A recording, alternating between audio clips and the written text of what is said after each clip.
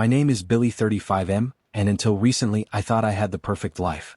I met Olivia 33F back in university about 12 years ago. She was bright, beautiful, and full of life. What I didn't expect, though, was that she already had a daughter. Lisa was born when Olivia was just 19, and the biological father walked out as soon as she started college. When Olivia and I began dating, she didn't mention Lisa until we were 3 months in. I remember the first time I met her family, my nerves were all over the place. I saw a little girl standing beside her mother and asked Olivia if that was her sister. Her response hit me like a truck. "She's my daughter." I almost ended things right there. I felt betrayed, something that important hidden, but Olivia begged me to give her a chance. Against my better judgment, I stayed, and slowly I fell in love with Lisa too. She wasn't just some kid. She became my daughter in every way that mattered. The years passed. Our bond as a family grew stronger. In early 2019, Olivia and I got married. By late 2021, I adopted Lisa legally. And in early 2022, our son Mark was born. After Mark's birth, Olivia decided to be a stay-at-home mom, and I supported her completely. I worked hard, really hard, to provide a good life. I wasn't rich growing up, but I made sure my family had everything I never did. Everything seemed perfect, until a few months ago. Olivia started spending more time out of the house, saying she was meeting friends. I didn't question it at first. Staying home all day could make anyone feel isolated, and I didn't want to be that controlling husband. But then came the secretive phone calls, the whispers behind closed doors, the late-night texts. It wasn't just friends. Something was wrong. Last week, I came home from work and found my toddler Mark crying alone on the floor. The house was dead silent. I rushed over to him and the stench hit me. His diaper hadn't been changed for hours. He was soaked, uncomfortable, and clearly in pain. I was furious. I cleaned him up, picked him up, and stormed outside, only to find Olivia casually chatting on the phone. Without thinking, I snatched the phone from her hand and went back inside. I locked the door behind me. She was outside banging on the glass, but I ignored it. I needed answers. I looked at the phone and confirmed what I had feared. She was talking to a man named Daniel.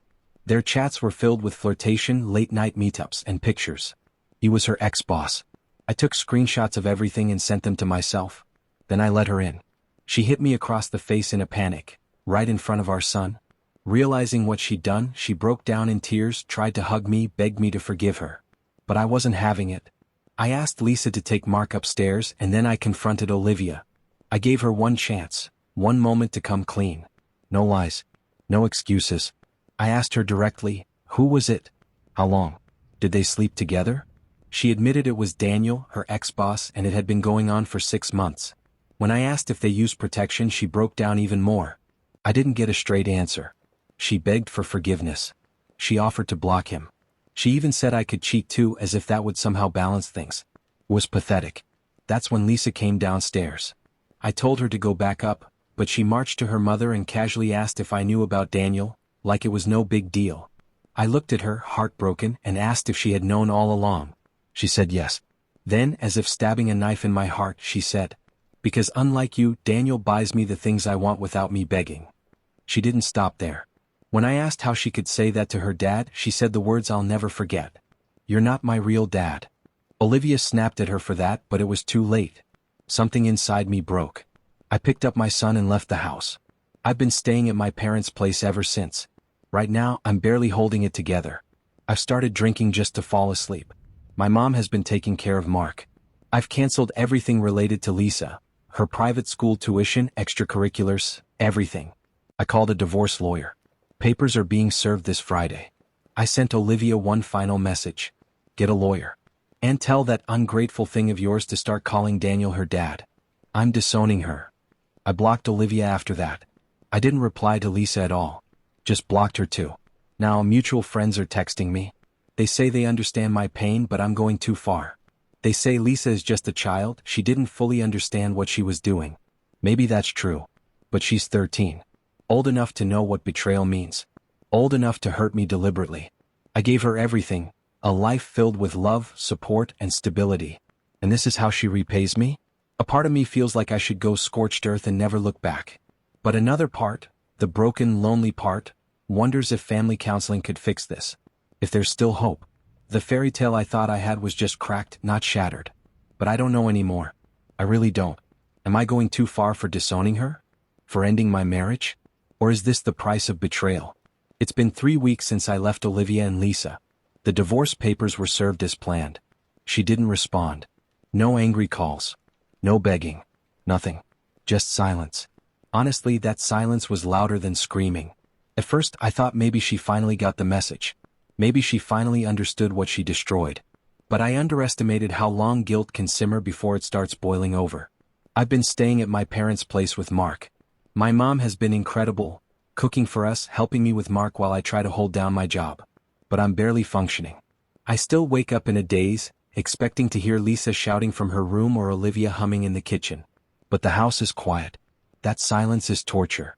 And when Mark calls out for "Mama" in the middle of the night, I just sit there, staring at the ceiling, wondering how the hell my life ended up here. I haven't told Mark anything. He's too young. But he senses the tension. He clings to me more than before. Cries more too. I know he misses her.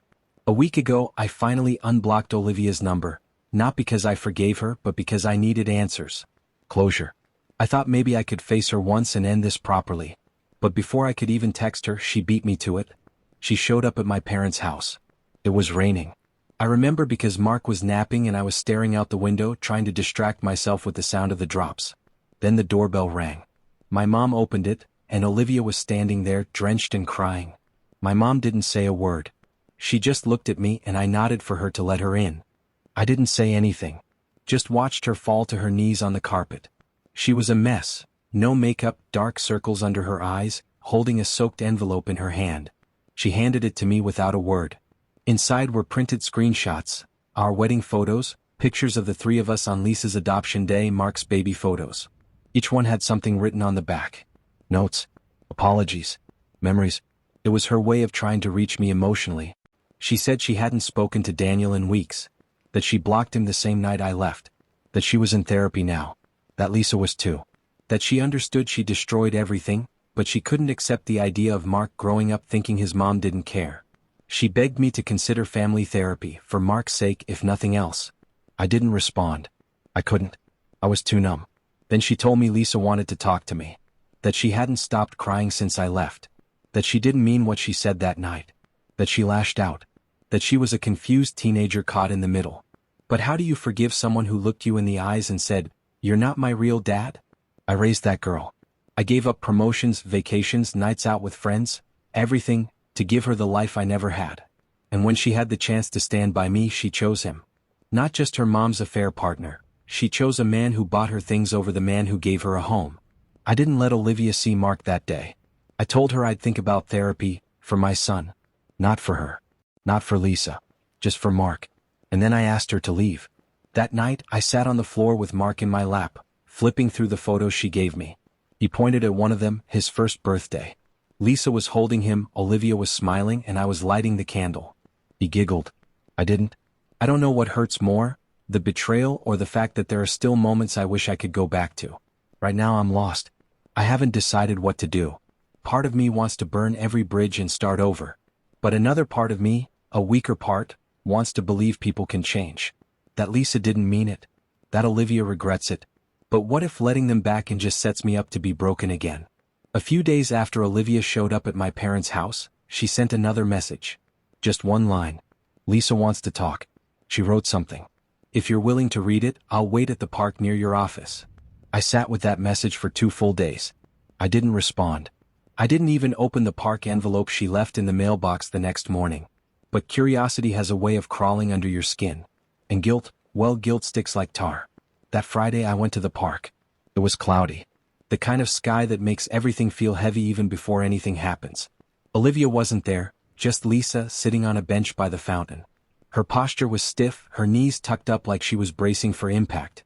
For a moment I considered walking away. What good would this do? What could she possibly say that would fix what she'd said that night? But I stayed. I sat down a few feet from her. She didn't look up. I noticed her uniform was wrinkled, her face tired, eyes puffy. I wondered if she hadn't been sleeping either. Good. Maybe now she understood a piece of the pain I've been carrying. Then she pulled a folded letter from her jacket. She didn't hand it to me. Just held it between us like a peace offering she didn't believe would be accepted. She whispered that she wrote it because she knew I wouldn't let her speak without crying. I didn't say a word. I just took it and started reading. It was messy. Teenager handwriting. Ink smeared in places where it looked like tears had fallen. She wrote about how Daniel made her feel cool. Like she had a secret. He bought her things, texted her behind Olivia's back. It was a game to him, she realized later. A way to keep her mom around. A manipulation tactic. Lisa thought she was being included, when in reality she was just another pawn in the affair. She admitted she said those words to hurt me because she knew they'd cut deep. And that, she wrote, was the thing she regretted the most. You were the only dad I ever had, she wrote. And I said the one thing that could make you stop being him. I felt something crack inside. I didn't want to, but I did. She went on about school, how she got pulled from her clubs, how Olivia cried every night, how everything felt wrong now. She said she hated Daniel now. That she blocked him. That she never wanted him around again. That she didn't know what was real anymore. And then the last line hit me. Do you think you ever meant it when you called me your daughter? I looked up. She was staring straight ahead, not at me. Just breathing slow, steady. Waiting. I didn't answer her question. I couldn't. Because yes, I meant it with everything in me. I still meant it, and that was the damn problem. It would have been easier if I hated her. But all I saw was the little girl I once taught to ride a bike, the kid who called me daddy when she had nightmares, the teen I stayed up all night helping with her science project. I just sat there, letter in hand, while she wiped her eyes with her sleeve. She whispered again. I know I broke it. I know you'll never trust me again. I just wanted you to know I still remember every time you showed up for me. Even if I didn't say thank you back then. Even if I acted like you didn't matter. We didn't hug. We didn't cry into each other's arms. That would have been too easy. Too neat. Instead, I told her one thing before I walked away. I'll think about it. I don't know what happens next. I don't know if I can ever trust either of them again. But for the first time in weeks, I didn't feel drunk on grief. I felt still. Not healed, not okay. Just still. And maybe, just maybe, that's the first step towards something new. Not forgiveness. Not yet. But maybe understanding. It took me another week to say yes. Not because I forgave anyone. Not because I believed in healing. But because Mark deserved something better than silence and shattered pieces. If he had even a chance at growing up with some stability, I owed it to him to at least try. That's all this was, trying. The session was booked in a private clinic on a quiet street. Neutral walls, soft furniture, tissues in every corner, like they were expecting people to fall apart here every day. I walked in 5 minutes early. Olivia and Lisa were already sitting side by side on the couch, not talking. Olivia looked thinner. Lisa looked older. Both of them looked like they hadn't slept properly since I left, which I guess was fair. I hadn't either. The therapist, a calm woman named Dr. Reed, asked us to start with how we were feeling, but I stayed quiet. Olivia spoke first. Her voice was shaky but clear. She said she knew what she did was unforgivable.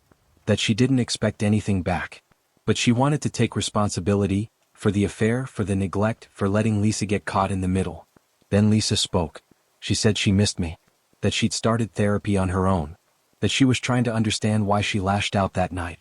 That the words she said weren't just meant to hurt me, they were meant to punish me. Because in her teenage mind, it made sense to destroy what she was afraid of losing. She said she never stopped seeing me as her dad. Even now. It was Olivia who cried first. But Lisa didn't look away this time. She held her mom's hand. And for a second I hated that they had each other. That they'd both destroyed me and still found comfort together. When it was my turn to speak, I said what I needed to. I told them both that I didn't trust either of them. That every time I close my eyes, I see my son crying alone on the floor while his mother flirted with another man.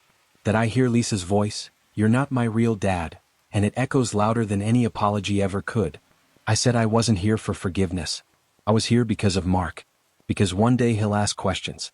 And I want to be able to say I did everything I could to keep his life stable, even when mine was falling apart. Dr. Reed nodded like she'd heard versions of this before. Maybe she had. But this wasn't some dramatic movie moment. It was slow. Heavy. Awkward. Lisa reached into her bag and pulled out a photo. One from the day the adoption went through. All three of us were smiling. Mark wasn't born yet. Just us. That moment was real once. She asked me if I could ever believe in that version of us again. I didn't answer. Because I didn't know. After the session we all walked out together. For a few seconds we stood near the parking lot like strangers after a meeting.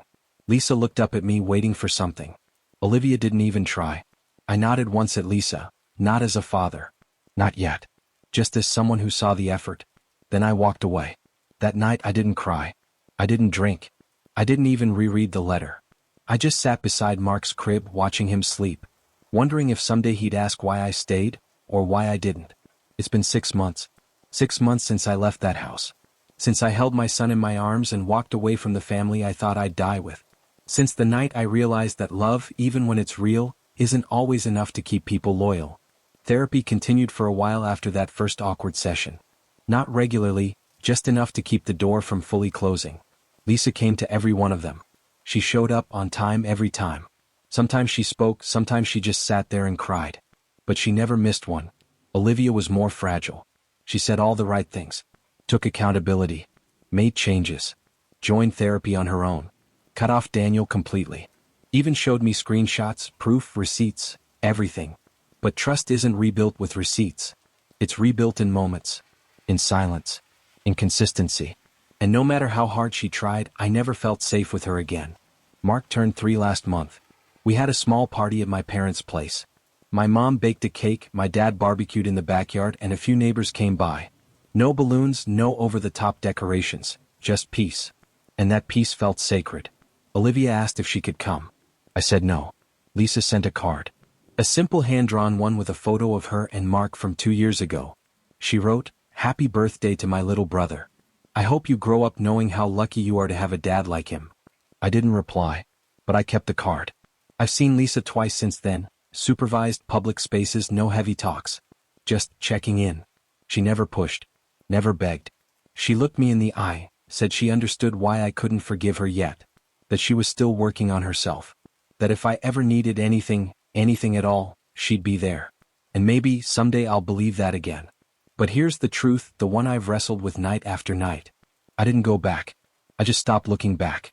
I didn't take Olivia back. I didn't rebuild the family.